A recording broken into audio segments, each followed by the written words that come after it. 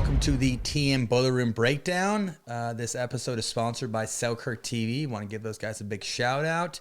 Let's get educated. All right, we got Nunnery, J-Dub. Looks like they're stacking here. Stacking, and on the far end we have Mr. Wright, who is playing like a stud these days at 41, 42.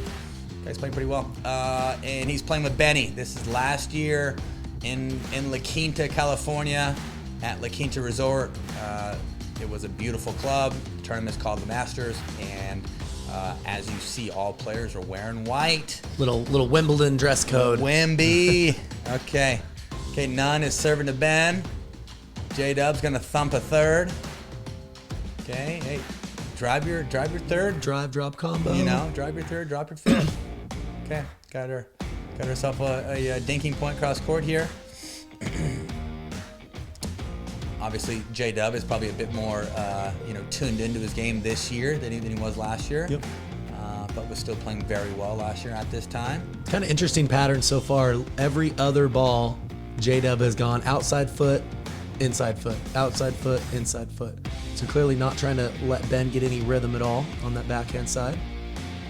Okay, nice little speed up.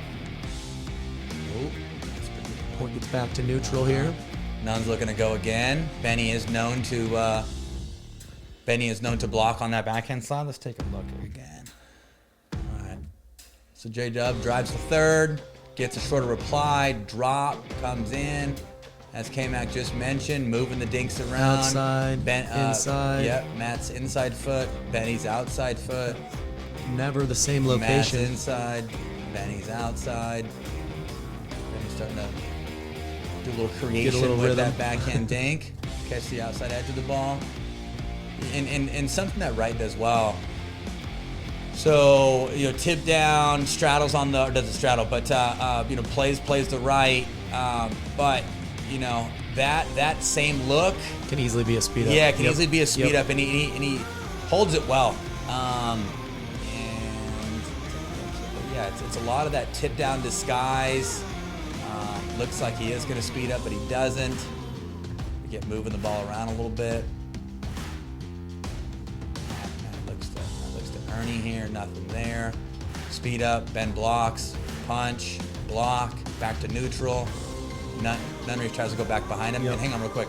Benny is known to block this one. Yep. For all you righties, for all you right side players that is in front of Ben when when you speed up line, if he's not ready to punch, he will just surrender and block.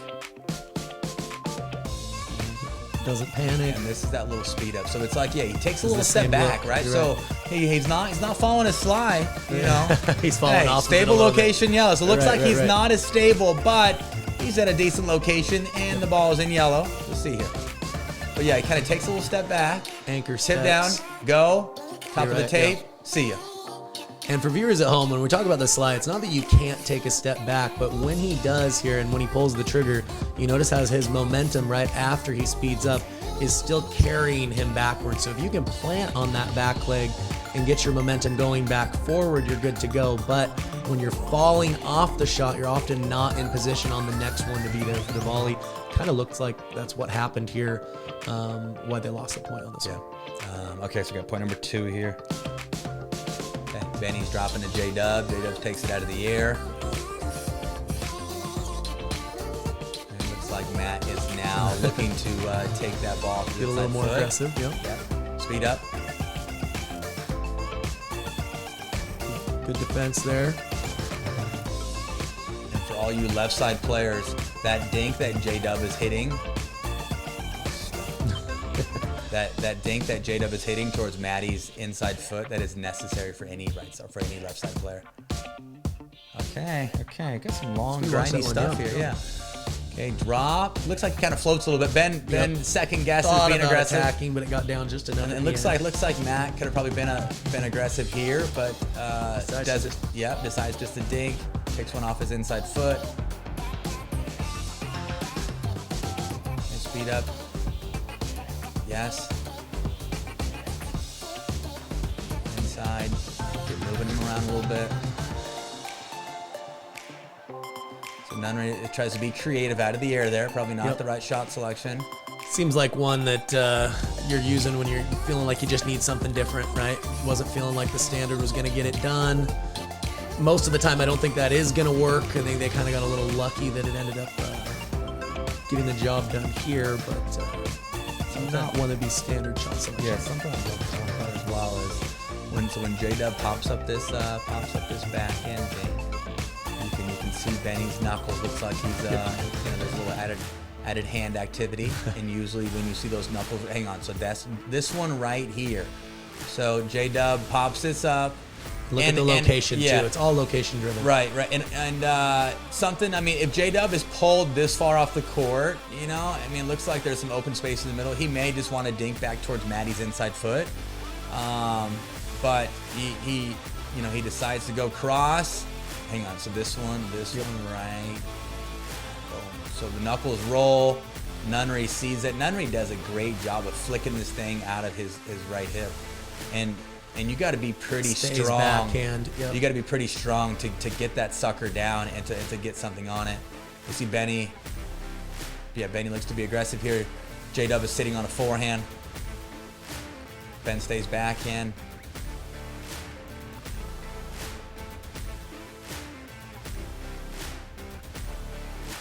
Yeah, and something that we're seeing J-Dub do this year is that if he gets a ball up here, he's looking to pull the trigger.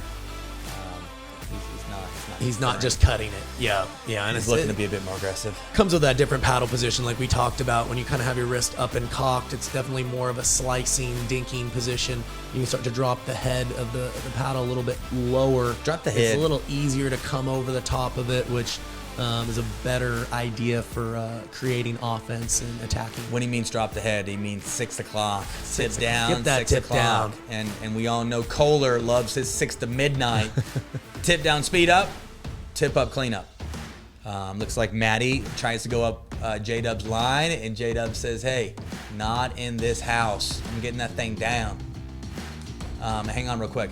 So Maddie speeds up forehand. Yeah, he speeds up forehand, but then he stays backhand. Right. And then it ends up hitting him in that quadrant one, which is a little bit more awkward. Right. Something we know is that when you speed up line, it usually comes right back to the same spot. Yep.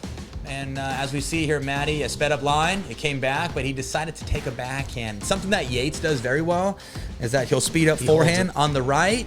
He slides, and then he'll just unload on the recounter, but he sits forehand. And that's kind of the tricky thing about which side do you anticipate or guess for when you go there, because, yes, it usually does come back to the same location, but you can cover a lot more territory with the backhand than the forehand. So probably not a bad idea to start forehand, stay forehand, but like you mentioned, if you can slide a little bit, now that forehand wing can cover a little bit more territory. Right. I will even at times when I pull the trigger almost contort my grip over into more of a pancake grip, just to be able to allow myself to punch at the body if it does come a little bit more into me. I like it. Okay, point number 3 here.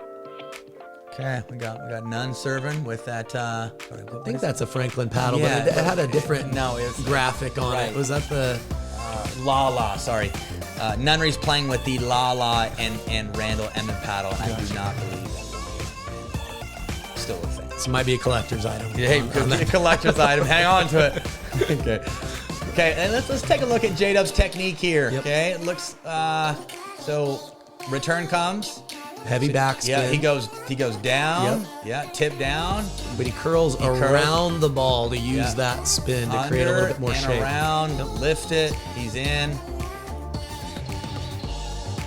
And neutralized. Looks like Ben respects J-Dub's hands too, because Benny did not look aggressive with that fourth. And he's very comfortable threading the needle and thumping his fourth balls. But you're right, doesn't want to play into that big counter punch.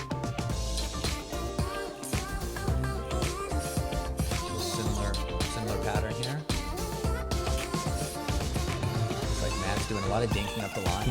There's been very little to another. Loading middle. Gave him a little bait to work with. Sick hands by Matt. Sick hands. Okay, drop. We're in. Takes one out of the air. Work in the middle, moving it around like you said, kind of trying to isolate J-Dub a little bit. picking on those inside feet, see if anybody pops the ball just a bit more so they can take it out of the air and be aggressive. Waiting, moving, middle. Looks like it looks like this. I don't know if this was a tight dink or if he's just double daring him. It almost looked like a bait ball, right? Didn't that look a little like a bait ball? There. It's just high enough. Floaty. Maybe you can do something. Benny is sitting. Covers his inside hip well. Yeah. Matt takes the backhand. J-Dub comes again. This one right here. What in the heck? How does he get that thing down? Stop. Oi. Well, it's probably Looks like going out. Yeah, right. Cover the face. It's tough. It's tough not to be reactionary. Very much so when you get a ball near your face. Either protect your pretty face or that's always a tough one. Looks like Nunn is not known to be missing dinks, but Nunn did miss a dink there. Taking the outside of the ball, trying to roll that over and be aggressive, just clips the tape. Yeah. Okay. Point number 4 here. Similar patterns. Oh. Isolation. Oh, stop. The hands are sick. Okay, and let's watch that again. And look at J-Dub's technique too, because I would say a lot of people punch technique is very plain. Very punchy, right? When the ball gets above the net, he doesn't have much top spin on it. It is a flatter ball that gets on pretty quick. There. The feet are still. I mean, literally, he's like a statue. All backhands. Right. So, I mean, basically from zone 1 to zone 3, from left hip almost over to right hip. Okay. Benny or Matt pops that up. There. Could be bait. Punch. Gets it down. That's a good point. That's a good point. Okay. Point number 5 here. Just a return on J-Dub. Looks like J-Dub has taken most of the thirds there. Matt wants to be aggressive with his 4th. You see the counter come back in a hurry. It looks like Looks like Nunn is going at Bennett. I was gonna say Nunn obviously knows Ben's game pretty well, and it looks like his high flicks. He's intentionally going a lot higher off speed. He must know, like we talked about earlier, that Ben usually likes to reset that ball. So maybe he's just thinking, let's take a chance. If I deal with a reset, I can maybe be more aggressive on the next ball. But it seems like he may know that that's not an area where Ben is going to hurt you as much. So he's being a little bit more bold early there. Okay. For all your viewers out there, if you're playing Benny, don't be afraid to go to that backhand side. As we see here and as we've seen in previous videos, the guy, he loves to block over in zone 1 if he's not ready.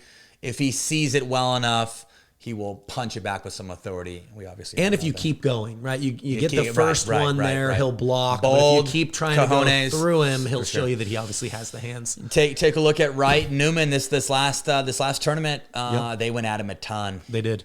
Relentless pressure for sure. No. I think most attackers don't want to be attacked. I mean that's what it comes down to. And as we see, most people just aren't bold enough to actually believe and have faith and have trust that they can go through Benny and they can win hands battles. But if you go there enough and apply pressure, he will start blocking. That's very true. Watch this again here. Okay. Speed up, block. Goes again. Tries to get on the offense. Yeah, looks like Matt was sitting on that backhand punch. Yeah, he drew it up like he wanted, but after he speeds up, his backhand punch, he just didn't quite get enough on it, and Matt was able to kind of take control of the next ball. This is the one that he's kind of got a stab at, and now he's falling backwards. Where does he take this next one? So obviously he speeds up. Benny gives him one to work with. Personally, I'd probably take it right back at Ben. I know. I think I think by going cross, Matt's sitting there. He's diagonal. He's got a little bit more reaction time. Right. I think once he gets that backhand, if he can keep that pressure maybe on Ben's right hip, might jam him up a little bit and stay ahead in the point. Something I was telling K-Mac is something I've been working on is when I'm going at the girl, or if I'm on the left and I'm having a hands battle, if I speed up at the girl, or even if I'm playing men's and I'm trying to isolate the guy in front of me, is speeding up and then keeping the hands battle down the same alleyway, or just kind of keeping it at the same target versus hitting it too early, hitting it cross court, kind of like what Rob did there. Obviously, Rob was on the right and Rob hit it late. That's why it went cross court. Right. Just I guess keeping the isolation and keeping the keeping the hands battle on the target. Easier said than done. And as we see some of the best hands in the world, have a easier time recognizing how much time they have and like staying in this window and letting the ball come to them. And then with that, if they're not too early, if they don't guess, if they're not premature, and they let the ball come to them, they can keep it down the same path, or they can keep the same location, basically. Yeah, I mean, you look at that point right there, I would say Rob was ahead. He was ahead in the point, but because he was maybe just a little late or intentionally went cross court, Matt's sitting there on his backhand the whole time. He knows it's very unlikely that ball is going to come to his forehand. So and he's the off the ball player there. He knows his job, if it stays fast, is to already sit on that side and punch. And it just, we're dealing with fractions of a second in these hand exchanges. That's enough often to take back control of the point. Right. Okay, point number 6 here. Having some good stuff, though. Nunn's looking to be aggressive with that fourth. I like it. Make him feel pressure. Okay, make him feel pressure. Stay with it. Looks like Nunn went cross court again with that backhand. I mean, easier said than done, but something we just hit on. All right, one thing that I do like, though, is this. Okay, make him feel traffic. Go. Pull the trigger. If you make them feel traffic in transition, you will see their drop consistency goes down, or their drop percentage will go down. Yep. If you find that your opponents are dropping very easily and they're always getting established, you got to ask yourself, am I not putting enough on the return, or am I not being aggressive enough once I get established and I'm hitting a fourth and a sixth and an eighth? Okay, so we see here. He's going to see this one coming. Counters pretty well, but again, just that little bit of being late on that next one is enough to have Matt take control. And covers the first one well. Right. Sweet. Well, and it looks like Nunnery hit the crap out of this forehand. The ball bounced off the tape, and then look at Benny's recounter. Here. It's down on it, but yeah. It's right into uses the two-hander. Nunnery's late, obviously. Yeah, he missed it. It looked like maybe that ball's going out, too. I mean, it's high. I mean, it's tough to see it from here. If we had the wide angle, it'd be a little easier to see it, but something you got to ask yourself too is I mean, if your volley technique isn't all that, like if you're not able to place the ball all that well and you feel like you don't have as much time and you're dealing with balls up here, you got to ask yourself, is that ball going out? Am I chasing bait? Okay. Drop towards the inside foot. And play a little D here. Remember, we can only play good defense if we have time. That's why courts are made this big. Boom.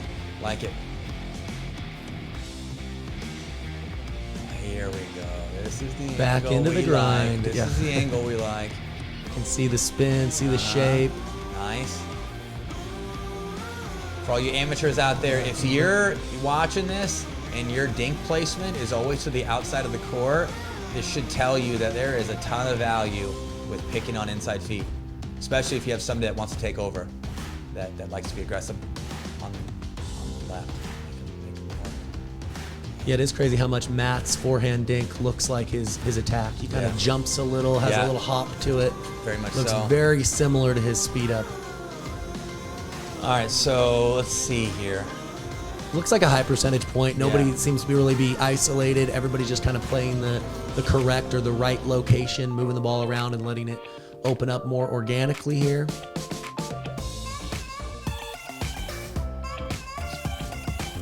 And looks like that's been like a reoccurring play is Matt, whether he's purposely popping it up or he's just popping up a few dinks. It seems like he's throwing up, or he's giving his dink a little air, and with that J-Dub is coming at him, and then the hands battles ends up at nunnery, and seems like J-Dub is doing a very good job of keeping the ball down, whether he's punching or blocking.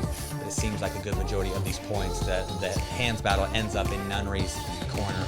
Well, it does seem like, and I don't know, Matt's game well enough, you'd probably answer this better than me, but up the line, I know for me, I sometimes use a little less spin because there's less distance. He's putting a lot of roll on that ball, and maybe he's telling himself, hey, if it is a little bit high, it becomes that bait ball, right? Where he knows if he gives it a little too much, he can sit on that initial attack and counterpunch that original backhand. And then if he does get it down, it's a heavier ball, pushing his opponents off the line a little bit more. So maybe that's a calculated move, for this match, just saying, hey, try coming through me if I leave it up a little high, but I want to stay aggressive with my dinks off the ground.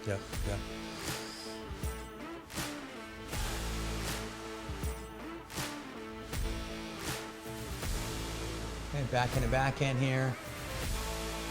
Speed up out of the air. Okay. Game number 2 here. Yep. So we're going to see J-Dub be in the pattern with Ben here in a little bit. Lob. None gets one down. I mean, this thing is a gem right here. He basically takes an overhead. Squash ball. Takes an overhead, gets one down, touches it like he's kissing a baby. Gets one more down. Now they're in, up and established. Pressure is on Ben and Matt. And why I say the pressure is on Ben and Matt is because they had high balls. Something all you viewers should know is that if you are back playing defense and you get yourself up and established, yes, you may be feeling pressure, but who feels the most pressure is the other side who's been trying to put the ball away, who's been up and established. So something to think about there is obviously if you're the team that is up and established and you're trying to put the ball away, we're either thinking deep, or we can dump one short. Obviously, if you're skilled enough, you can angle one off. But on the flip side, we see J-Dub and Nunnery take their time, use the whole court, know that the whole court is used for playing good defense, driving ground strokes, but they do a great job of getting one down, getting up and established. Beautiful. Okay, we're moving the ball around here.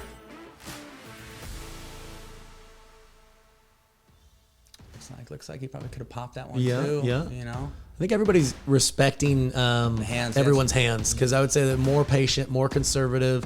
There's definitely moments where if either team was playing a team that had inferior counterpunching, they could initiate offense a little bit earlier.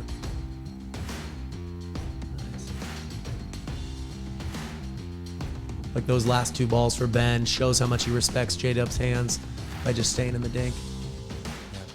Looks like Nunn's, court positioning, his weight transfers kind of going back there. Let's see here. So it looks like J-Dub speeds up. Matt brings it back in a hurry. You're right. He's going back as he's hitting. To me, I'd like to see, if you anticipate the attack, maybe take a half step back prior to the ball getting on you and get your weight going back forward. It looks like Ben was kind of camping on J-Dub kind of floated this. And he slides. Gets that down. Gets on it real hurt. Early. Shot selection. If your partner's in a hands battle and they floated a little bit and your opponent's coming at you hard, if you don't have time to punch, try to resort to block. Right. Couldn't really release the hands and get that extension that he needed. Yeah, it's tough. Yeah, I think anything you get jammed in here probably makes sense just to be a statue. Yeah, easier said than done. But yeah, do less. Do less. Okay. Looks like Nunnery and J-Dub are up here 4-2. Back into backhand battle.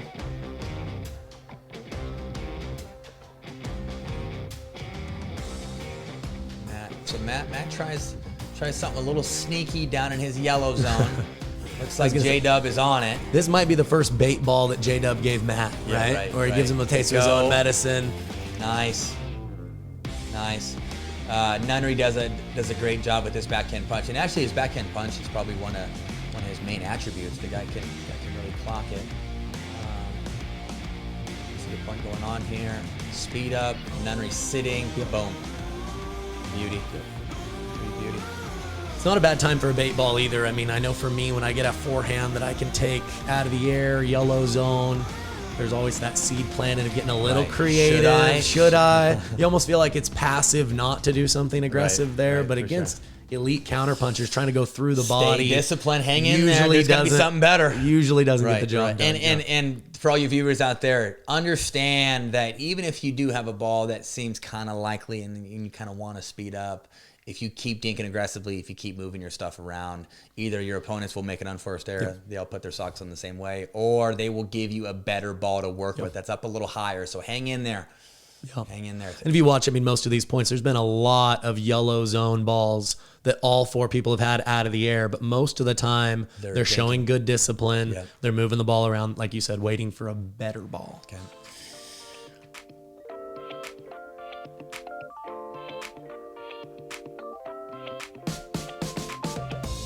Nice. So it looks like Nunnery is pretty aggressive with that fourth. Yep. Playing some D, bought themselves some time, drive, dump. Now we're back in. And we're back Benny's looking to be in, aggressive. swinging in transition. So yeah, here's the tough one. Yep. So they play great defense here. They play great D. And how often does this happen? We get one down and then we try to be the hero. Okay? And we're trying to be the hero. Now you're in transition. You're sliding over to take a forehand. We've talked about this plenty of times. If you're gonna slide and give up court positioning to take a forehand, you better hit the living life out of it. Because if you don't, that thing will come back in a hurry, and there's open court as we see. You take a big risk if you don't get ahead in the point. Right. It's one of those things where it's maybe that shot selection's a little more situational. You're playing guys where counter punching and hands is not their thing. Maybe swing away more often. Yep. Playing this level, you might need to block and get a little closer before you clock one. Take a look at this court positioning though. So they're in control of the hands battle. J-Dub floats this one. Floats this one. They both get back behind the baseline, drive, shorter volley. Something to think about too. When it's hot, as it was here, it's tough to get that volley deep, and that's why driving can enhance your next ball. As we see there, J-Dub drives, Maddie hits a shorter volley. Nunn gets one down, and then Nunn tries to slide, take a forehand, and I like it to a certain degree if you have more time. Or I guess I like it if these guys are not in front of you. Right. Well, and even too, we gotta get back to location a little bit. I'm not saying that you want to necessarily go through Ben, but if Ben's the person in front of you, there's a lot more locations where you can pressure his volley when you take that cut. But again, where did he go with the forehand? He went cross court where Matt's just sitting and can cover. And that's been like a reoccurring theme, right? Is the hit it well, but it's the location that just sits on that punch. And it comes to show that if you want to take your power game cross court, if the person cross court, and Rob is on the right here, obviously, if the person cross court has a nice backhand punch, that thing will come back in a hurry. Look to either take the power up the line, keep Benny honest. That's something Nunn really hasn't done. Right. Or plain and simple, just be disciplined there. Okay, they play a great point. They get back to neutral. All it takes is one more ball to get up and established, and the game is even. So. And one thing you do quite well, probably not as applicable in this situation because he's off the line, but I've noticed when you're on the right and you win that pattern, a lot of times you won't go at the person in front of you, but you'll go to the person cross court from you, but you'll hit their outside hip, right? When you know they're sitting backhand zones 1, 2, and 3, if you can kind of get it between 3 and 4, it's a little risky because it's easy to miss that ball wide, but if you can get enough spin on it, even if it is going wide, it's pretty tough to lay off that ball. It's tough to dig that out when it's coming cross court. Yeah. So that's, if you are going to finish a ball cross court, getting it to their outside hip seems like it's a better area than going body or going kind of zone 1 where they're sitting. Out of all the answers that we gave you, plain and simple, they play a great point. It's 6-7, game 2. Put a block in play and get your ass to the kitchen line. Make them think about it. Okay. I love this camera angle. 6-8. Jeez. It's nice. Production value. Okay, bang the third.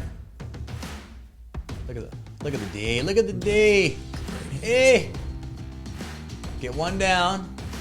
We got 6-8 here. Game 2. That nunnery. Yep. Hey, this is what we just talked 5 minutes about. Hey, look at that. Boom. Okay. Gets a block down. Perfect block. Yeah. Speed up. Hang on real quick. So looks like Maddie just tees off. He goes bold here. He goes bold. Keeps the pressure on. It sits up a little. Yeah, definitely was going out. Yep. Stop. Matt, slide. Yes.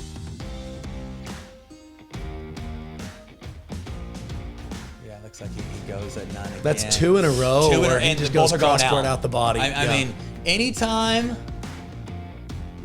Yeah. Definitely the first one. You think that one's going too? Yeah, it's pretty high up. It's high, and it gets on him quick. And it seems like, too, when you make contact in here, either you have sick timing or, the ball's getting on you quick. Because it seems like most of us kind of want to get some extension or want to make contact a little too early. Anyhow, it looks like Maddie's trying to pinpoint nunnery. Go. Okay. Good play too. Ryan, I used to use this. Speed up cross, put it in front of Rice pancake, boom. Yeah, good tip. If your partner has exceptionally fast counterpunching and that's their thing, you can start to, like Tyson mentioned, speed up cross court a little bit more often, because generally the counterpunch goes to your partner's side.